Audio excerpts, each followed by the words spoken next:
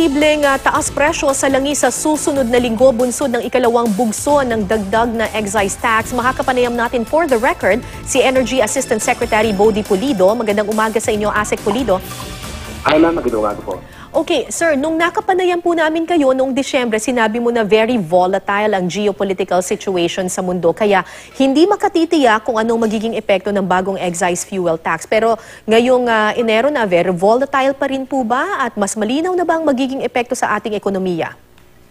Ma'am, it's still volatile in the sense po na akyat pa ba po yung presyo.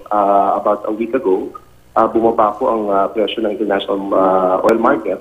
Ngunit sa projections po namin, it will rise by a few points over the next week po. Naakyat po ng kaunti dahil tuloy-tuloy po yung pagbaba ng production capacity ng 15 members strong na OPEC at ng Saudi Arabia po.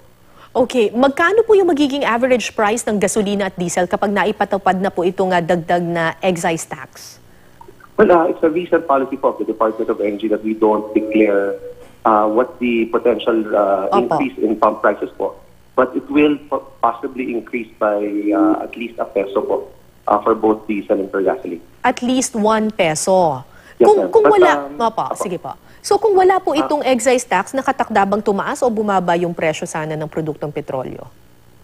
Ano po kasi naman, nung tinitingnan pinag-aaralan po ng Economic Interagency Task Force last December, yung yung trend po ng presyo. Ang trend po talaga pababa.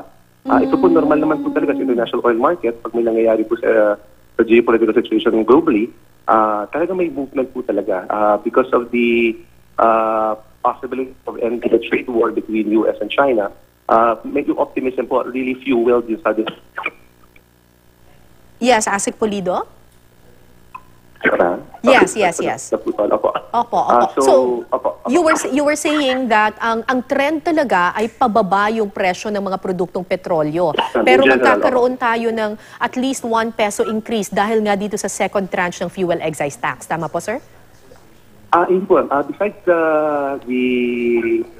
yung pagpatong po ng bagong yung second tranche po ng excise tax, meron po talaga ang projection sa international market ng pag-akyat ng presyo ng gasolina. Okay. Tapos, ang sinasabi is that this week or next week magkakaroon talaga, yung mararamdaman na talaga natin itong pagpatong or pagtaas ng presyo because of the excise tax. Pero merong ibang mga gasolinahan na nauna nang nagtaas dahil naubos na yung kanilang inventaryo, yung kanilang stock. Yes, that's correct. Opo. So, 444 out of the 8,600 retail stations. Tama po, sir? Yes, ma'am, that's correct.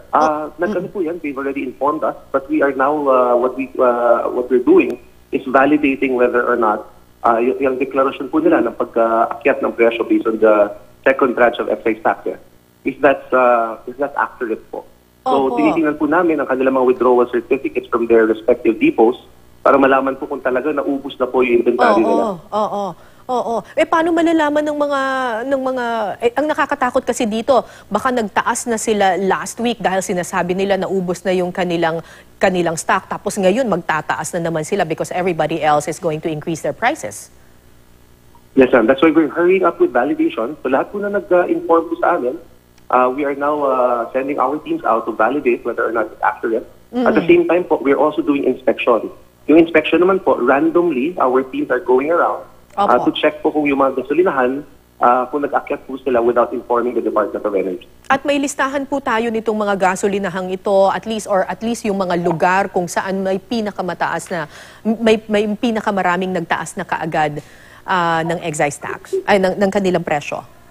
Yes, sir. Ipinalagay po namin sa website po namin. For the information po of the consuming public, pwede po nila tignan at the website ng Department of Energy. Sir, hindi pa man ramdam sa ilang gasolinahan, umaaray na yung ibang motorista. Meron bang ibang mga alternatibo or ano yung mga payo ninyo sa ating mga motorista para makatipid? Opo. Naglabas rin po kami ng mga advisories regarding how to be more efficient po, to save sa ating paggamit po ng petroleum product. Masasabi niyo po ba, sir, kung saang mga lugar yung may pinakamaraming nag-report na nagtaas ng presyo dahil sa excise tax? Itong recent po, ma'am, karamihan po talaga yung mga malalapit po sa refinery. So this is mostly manning the area po of Bataan. Bataan, oo. So Yes, ito, nauna na silang nagtaas ng kanilang presyo. Medyo nauna na po sila, opo. Okay. Maraming salamat po sa inyo, Energy Assistant Secretary Bodi Pulido. Maraming salamat po, ma'am. Thank you po.